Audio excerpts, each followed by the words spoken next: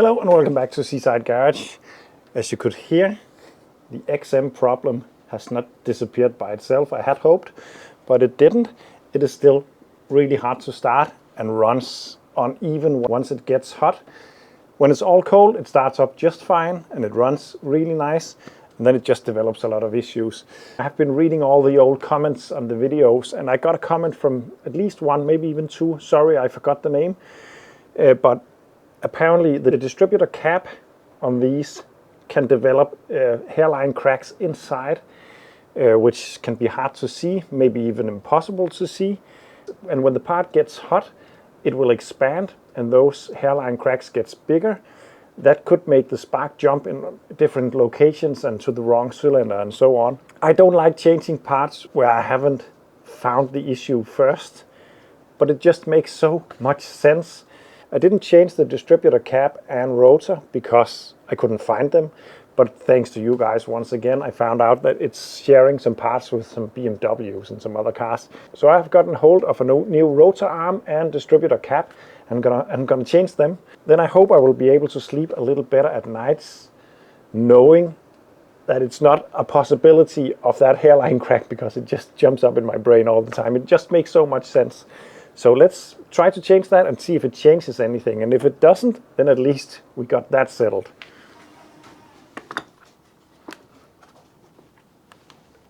Haha, this light.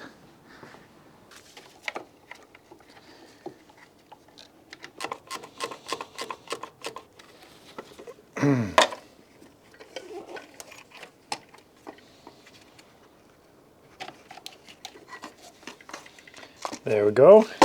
That's the cap off.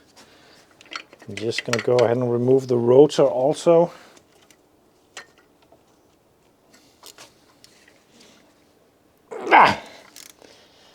Some of you might remember that I gave up taking this off last time because they were so tight.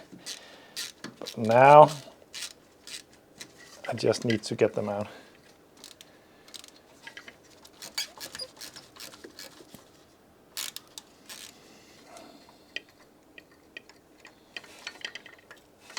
There we go. Take a look at this rotor arm. It's not looking too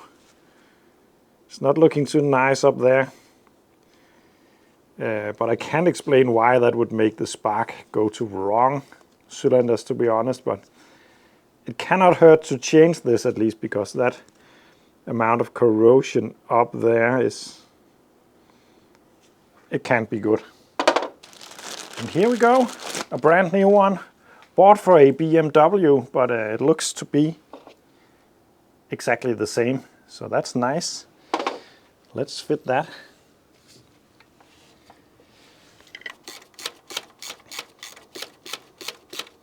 And yeah, I should have changed the spark plug leads also, but really if they work, they work, and I don't want to change stuff that works. Also, this project is about reviving this car, not just changing everything. So I'm not going to do that. I'm just going to change these, and I know changing these are also a bit out of my philosophy because I haven't actually found anything wrong with them. I like to diagnose stuff before just changing them, but I do not like the look of this at least. So then we got a new one of these, also for a BMW. It also looks to be completely the same. Just need to move this part of it and move that to this one.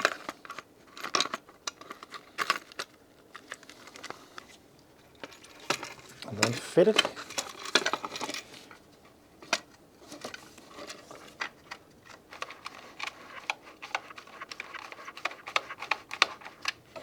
And then I just need to move all the spark plugs to the correct positions.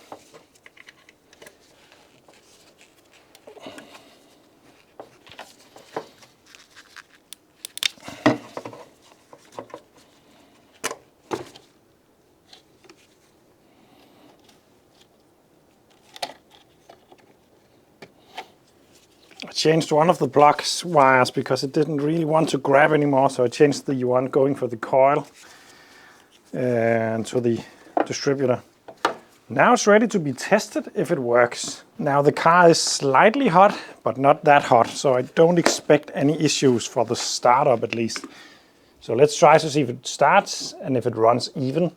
And if it does, then I'm just gonna let it idle until it heats up and see if those problem comes back.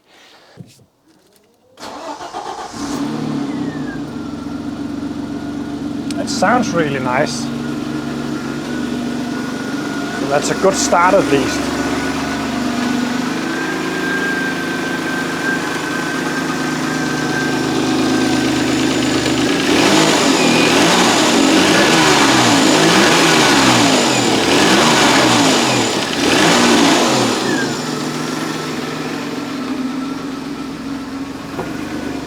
Just gonna shut the air conditioner off because that will shut the fans off. At least it should do. Yeah. So it's running nice right now, and it's running on all 6 cylinders. That's nice, but I'm not sure anything is fixed just yet. I'm gonna let it run until it heats up and then see if we can restart it. So be back in a while.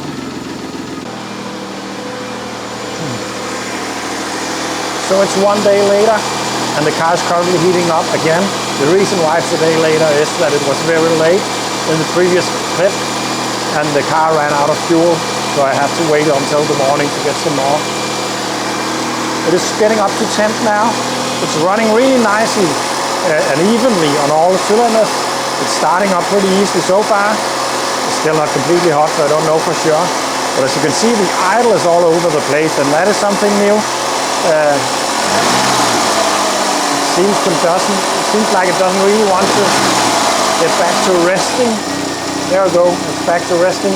But if I idle, and if I rev it, it will stay up there.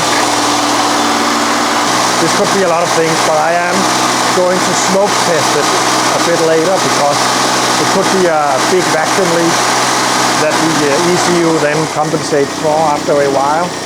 It could also be the map sensor maybe.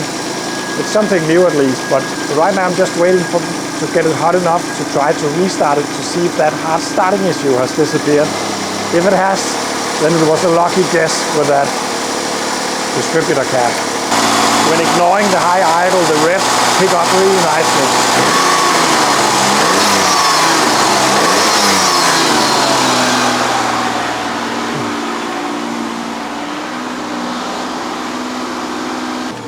Okay, so I'm inside the car now. We're getting there. It's not completely hot, but let's try one shut off and restart just to see.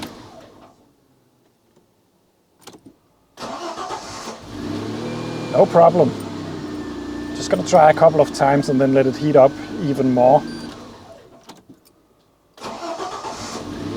No problem. And so far I haven't seen that weird ref counter thing that sometimes happened. I think I got a clip of it right here.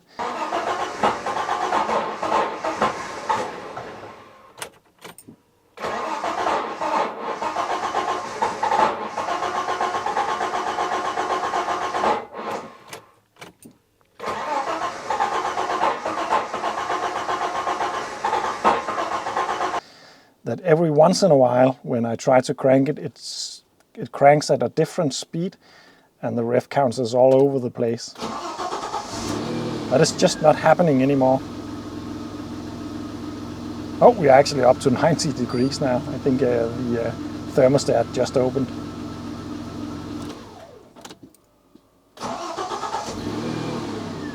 It's not doing that weird ref thing anymore. So the theory I'm having right now is that if the spark really jumped in a weird direction inside the distributor cap, it could try to start a piston that is going up and not all the way up, so it tries to backfire. Could it really be that? It would be so nice.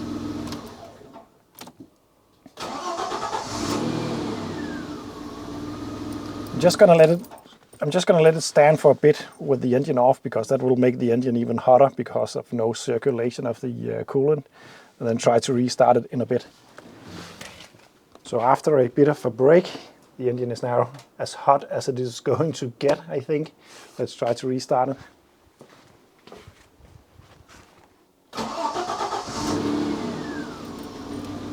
It starts just right up, and it's running on all 6 cylinders.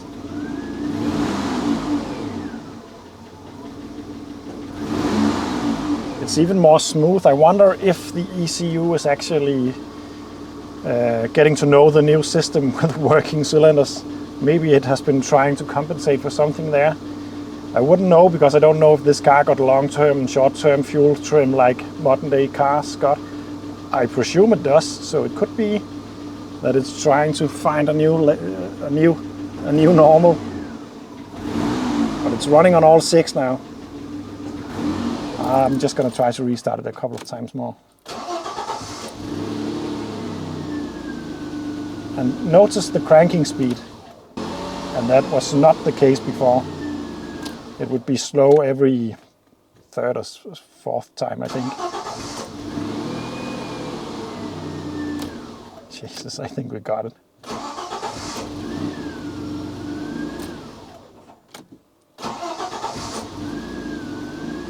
Yeah, I think we got it. I have a hard time believing this, but I think I finally fixed that weird running issue where it doesn't run on all cylinders and it has a hard time starting and it backfires and it makes the car crank in different speeds and makes the ref counter jump about and all that. I got a comment a while back. I actually got a few comments about it, but one in particular mentioned that the distributor cap could develop some hairline cracks that opened up with heat and made it do weird things. It sounded pretty reasonable, but I don't like to change stuff without really finding the issue. Of course, this issue could maybe be impossible to find.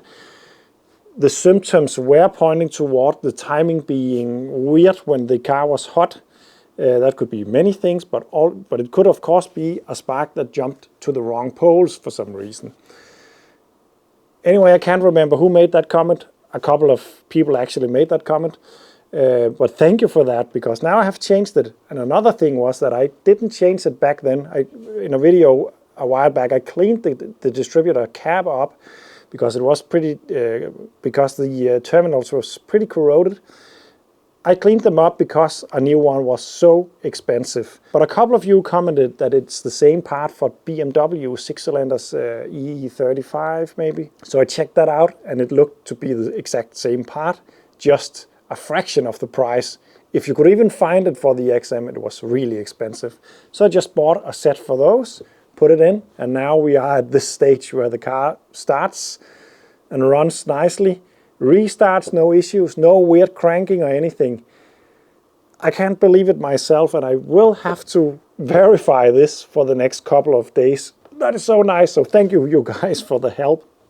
I don't know if I ever would have been able to find that issue myself, to be honest.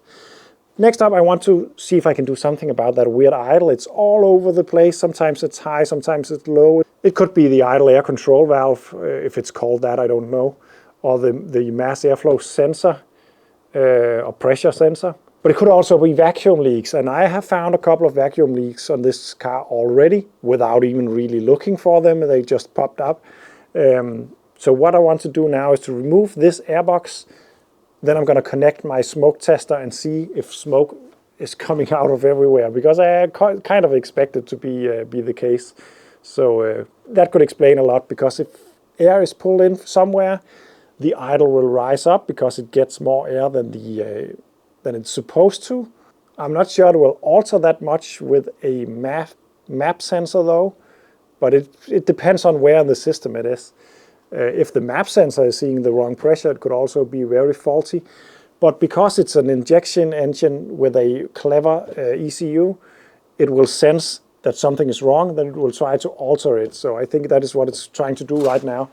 Because the car is always without power when I'm not working on it, I don't think it has stored a wrong map for the engine. Because of the running issue, it could have had a really wrong long-term fuel trim, but I think it will be reset every time I take the battery off for at least an hour or two or something like that.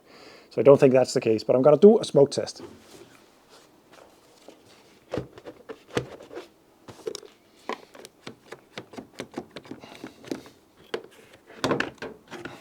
There we go. I need to plug up this one because we don't want smoke to be coming out of that. Through that hose I just showed you, the idle air control valve, I'm just calling it that. I'm not sure it's called that on this car, but on some cars it's called that.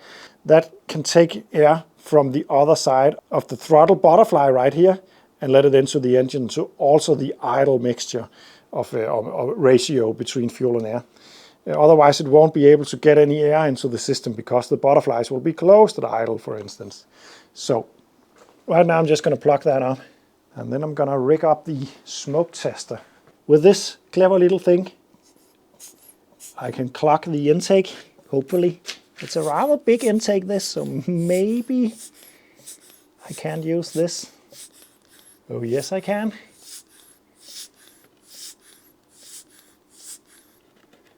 So with this in place, I now got the system sealed off. But my plug isn't very secure. I'm going to take a smaller screwdriver. That's more like it. And then I'm going to take this machine. It's a smoke machine with some oil in it that it heats up, and then it makes a lot of smoke. You can buy some very expensive oil for these things. I am using baby oil because I got it. I got a baby, remember. Therefore, it's cheaper. Then I'm just going to connect that to the battery, like so. And then it will start to make some smoke and pressure. So not only will it make smoke into the system, it will also pressurize the system. Not a lot, but still some. I'm just going to connect the smoke outlet. And then I'm going to start the smoke like this. And I'm expecting to see some smoke any time now. Yeah, it's coming. Woo! And it's getting thicker and thicker, which is nice. It's not the best smelling stuff in the world though. So I'm gonna quickly plug it in. And then we're just gonna be looking for smoke coming from somewhere around the engine. I'm gonna take a cup of coffee while that smokes up the place. Oh, I can see smoke already. I see smoke right here. Just around the intake.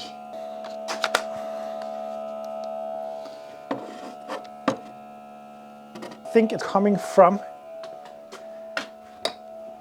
the actual connection between the rubber hose and the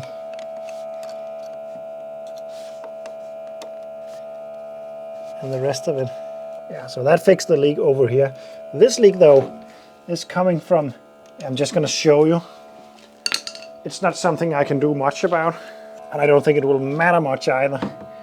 But we got smoke coming out of this that is going into the throttle body and is connected to the butterflies. So it is leaking from there, but that shouldn't matter much in my opinion, because that just means that some air will enter the system that way instead of through the airbox and air filter. But it won't mess up the mixture.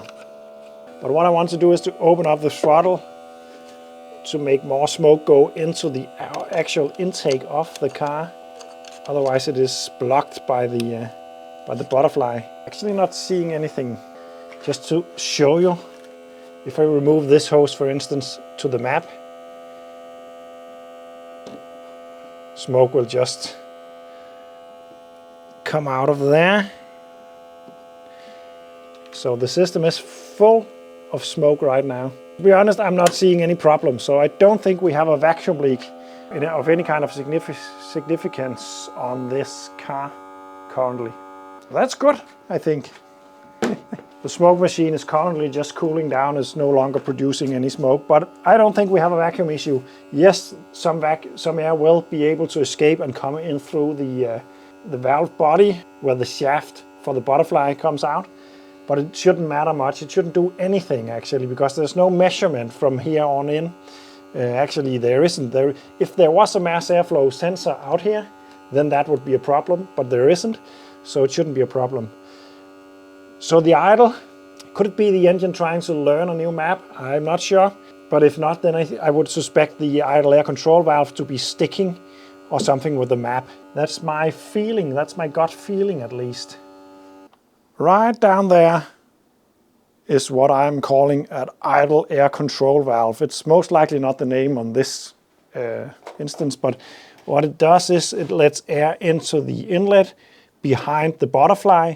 So even when the butterfly is closed, it will be able to alter the amount of air going into the engine, and by that altering the idle.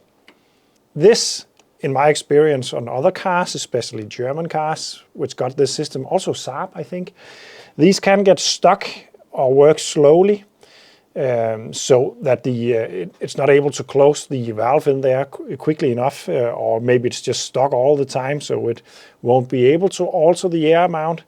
Then I think maybe the fuel system will try to take over if that doesn't work, but it won't be very pretty. So I'm going to try to take this out and see if I can make sure that it works. I'm not sure I can take it out without... Oh, well, maybe I can, because it's very difficult to get through the mounting nuts, but I think I can remove this pipe and then pull this out. So let's try that. Yeah, I think I can get this out without removing the bracket. The reason why I don't want to remove that bracket is that it is so hard to get to those torques down there. So there we go, I got it out. Let's test it. So inside of the idle air control valve is a valve.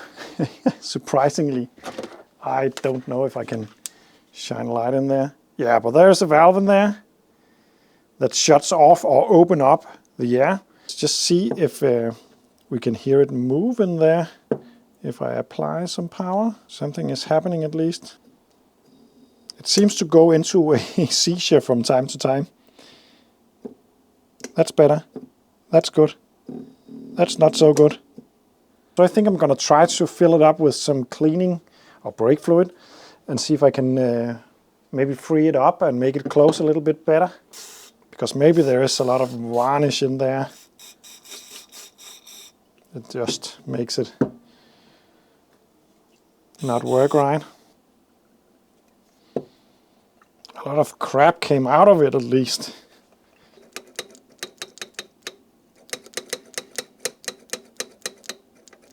It feels like it closes up a bit more. The vibration it feels harder. So maybe that is all right. But what is different now after the clean at least is that I cannot make it do that seizure kind of thing that it did before. It just doesn't do that anymore. And it did that pretty often before, I gotta say. Just going to test one more time, upside down.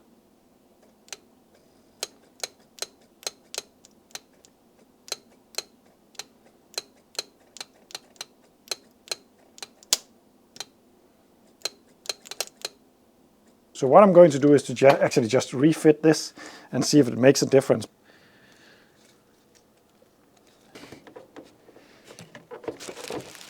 Let's try to start it up and see if the idle is any better.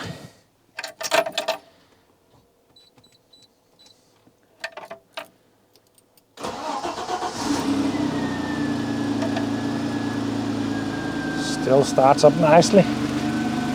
It is a bit cold now though. Idle seems fine, a little high, but it's cold. Before when I revved it up, it did stay higher than it's supposed to for longer. Let's see if it still does that. No, that sounds pretty decent actually.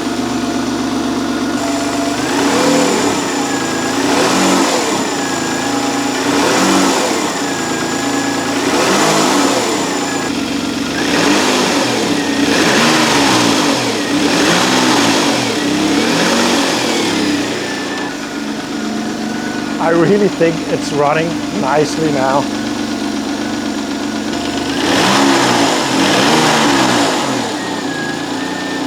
It returns to idle pretty smoothly and quickly. It revs up nicely. It's running on all cylinders. Oh, that's nice. I think what needs to happen next on the engine on the XM is a test drive, to be honest. I need to fit all this stuff back together. and then give it a test drive to see how it behaves. But it is running very decent now. I like that. I like that a lot. I really thought this was going to be a very complicated issue. I think I have been a little bit blinded by the lights in this car. The XM is a very complicated car, so I thought it would be a complicated issue. But distributor cap and rotor and an idle air control valve being sticky is very basic stuff. Yeah, I really like the way it's running right now.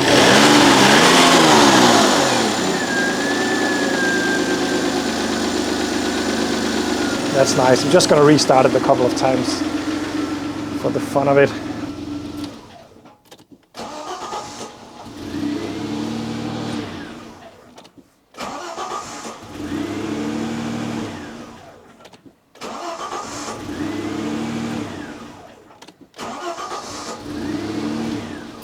Yeah, I did mention that I thought I had fixed the problem before.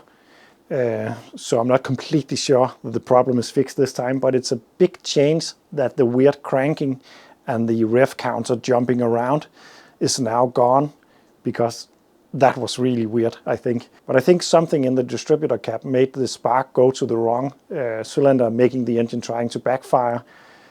I'm not really sure why that would make the rev counter jump about, but that could be maybe the entire thing just shorted. I don't know. Anyway, that thing is gone now, and that makes me think that I actually fixed that hot starting issue, weird running issue, and also the idle is now very, very good.